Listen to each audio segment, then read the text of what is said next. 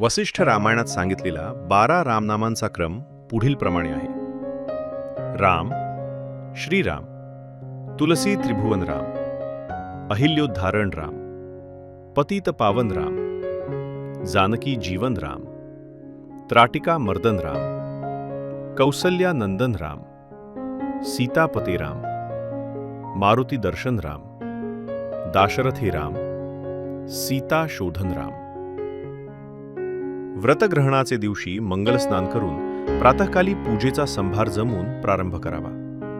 पूजेच्या साहित्यात नैवेद्यासाठी तिळाचा लाडू असावा. पूजेसाठी रामाची मूर्ती, प्रतिमा किंवा चित्र असावे. षोडशोपचार पूजा. अभिषेक केल्यावर आपला उजवा कान देवासमोर करून आपल्या कानात भगवान रामचंद्राने रामनाम उपदेश केला आहे अशी भावना करावी. दुसऱ्या वर्षी पहिले नाम विसर्जन करून पुढील नाम घ्यावे. शेवटच्या 12व्या वर्षांनंतर नाम विसर्जन करावे. नवीन घेऊ नये. 12 वर्षांनंतर आवडीचे रामनाम चालू ठेवण्याचा प्रघार आहे. काही लोक 12 वर्षांनंतर रामनामाऐवजी आराध्य देवतेचे किंवा गुरुचे नाम घेतात. या विषयावर अधिक सविस्तर माहिती लिंक डिस्क्रिप्शन बॉक्समध्ये आहे.